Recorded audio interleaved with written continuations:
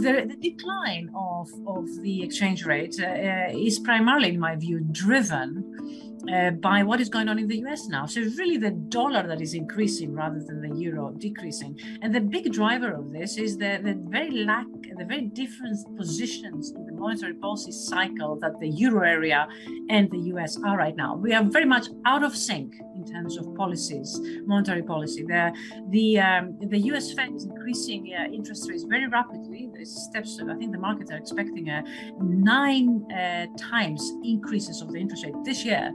Whereas in Europe, this is a lot more timid.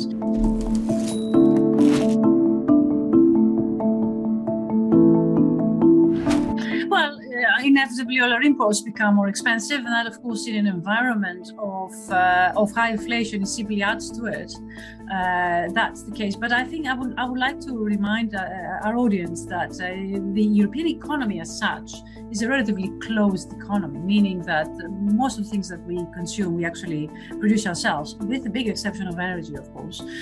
So in that respect, we are not a small open economy, we are rather a closed big economy.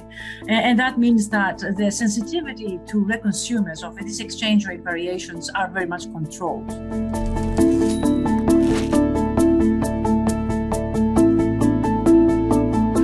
Germany, the Netherlands, Italy, of course, the countries that are big manufacturing exporters outside the EU borders, outside the Eurozone, in other words, they are the ones who will benefit from this attractiveness of the euro, right? Because European exports now become cheaper and therefore they're more attractive.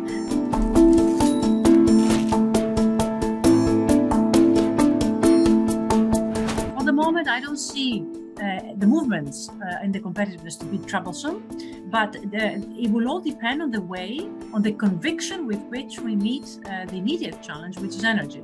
If we bring our heads together and we solve energy in the next 6 months, all of this will be reversed, in my view, and the effect of the asynchronicity of monetary policy will matter less.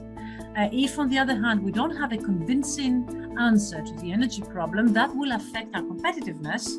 And therefore, that will be a very different story and much more troublesome for the European economy.